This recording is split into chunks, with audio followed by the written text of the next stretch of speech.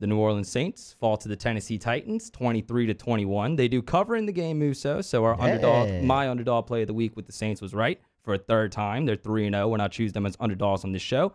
Against the spread, that is, not straight up, obviously. And the Saints open as a 1.5-point underdog to the 4-6 Philadelphia Eagles this Sunday. So lots to break down in this game, Musso. But at the end of the day, the Saints, I thought, executed the game plan really well, but just way too many mistakes. I mean, you had 2 missed PATs by Johnson to make it 3 touchdowns with no extra points, 0 extra points on your 3 scores. You had a fumbled kick return, 9 penalties for 65 yards, including the critical foul before that 2-point conversion against Adam Troutman. So at the end of the day, just the Saints do not have the talent to overcome these mistakes. Yeah, I mean, that's kind of what it feels like right now. So I will say this. The Saints played a lot better than I thought they were going to play, especially offensively, missing Alvin Kamara. I thought Mark Ingram, the effort that he gave you was incredible, honestly. I mean, the guy, especially in the passing game. I mean, what Mark Ingram was able to do in the passing game. You lost Ty Montgomery as well in the game, so that compounded what you were going to do. And when we did our segment our final thoughts segment on this game Friday, Mario, I know you picked the Saints. I went with the Titans, and the reason I did was because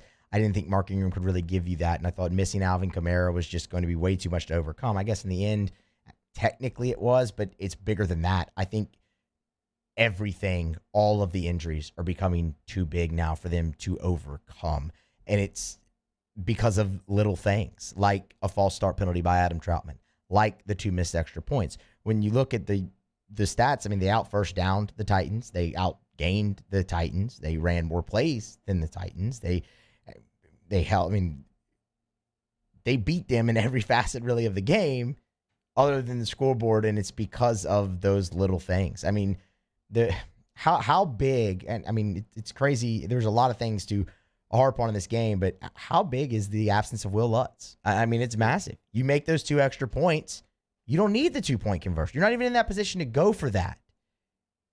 It's crazy to look at a kicker that much, but I mean, it's a 33-yard kick, man. You're in the NFL. You have to make that. Yeah, and I feel a little bad for Brian Johnson because he had been playing really well going in. That hadn't really been an issue since he stepped in. And this is an undrafted rookie that we're talking about. It's not like this is an NFL veteran, like he was kicking in the wind. Not to make excuses. That lost you the game, but I'm more mad at other things than I am at Brian Johnson. Like Adam Troutman, you cannot make that mistake. We were going to get there a little bit more. Adam Troutman is arguably kind of the biggest disappointment on the team right now, is he not? I mean, it's hard. I mean, I was trying to I know we were talking about this earlier. Who else could you really throw in there? I mean, it's really disappointing that Michael Thomas just hasn't suited up. Ruiz at certain points.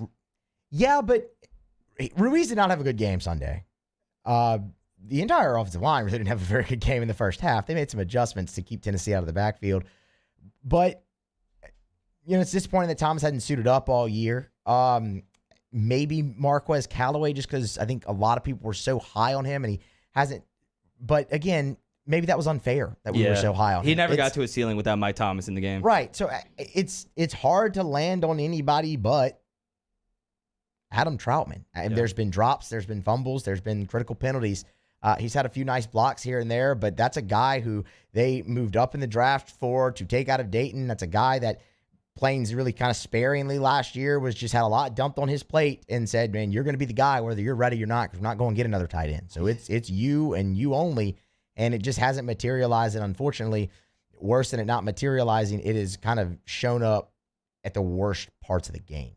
Yeah, we talked about Trout a lot during the offseason, and I honestly thought the expectations for him were maybe a little bit too high. And I understand the clapback of, he's blocking well, because he had the first 2 years of his career. That wasn't even supposed to be a strength, for Adam Troutman. He was supposed to be more of a pass catcher. But the mistakes are starting to make that kind of a moot point. Like, the blocking is not making up for the mistakes. The drops, the penalties. He had one against Tampa Bay, too, that took a touchdown off the board. So Adam Troutman needs to step up. If not, when Nick Vannett is back healthy, he is going to get Adam Troutman snaps.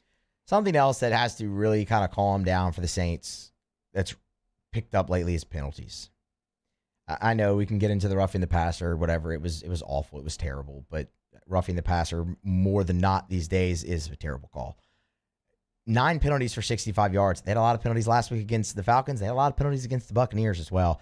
They've got to get that number down, because as many injuries as you have to do every little thing well, and you're doing none of them well right now. Yeah, And that's why it's becoming so tough to overcome. That's why Sean Payton's so mad. These are things that he literally cannot control. And he had some really telling quotes talking about, you put so much work into a game plan week to week. And when it's little mistakes like this that are literally out of your control, that's just the most frustrating thing as a head coach. But before we break, I did want to give my thoughts on Mark Ingram. We talked about kind of him and his effectiveness a lot going into this game. Running between the tackles, the numbers aren't great. 14 carries, 47 yards. He did have that touchdown on what was a really good play call by Sean Payton on third down in the red zone. But receiving, Mark Ingram had 4 catches for 61 yards, which is really encouraging. That shows that Ingram at 31 years old still has that skill set to be able to catch passes out of the backfield. But it's also really depressing that a 31-year-old Mark Ingram is your second leading receiver. Like, that's a really sad state of affairs to get to that point. That's where you are. I mean, pass catching has been an issue all year for this team. It's going to continue to be an issue going forward. I thought the effort for Mark Ingram, it really can't be overstated. I mean, he knew they needed a lot from him already going into the game with Kamara being out, and then we mentioned it. I mean, look, the injury to Ty, it compounded everything onto Mark Ingram's shoulders, and he answered the bell. And look, man, got a record in the process, breaking the Saints' career rushing mark, and he'll have the rest of the season to build upon that mark. So, I mean, congratulations are due for that. Obviously, it's a bummer that couldn't.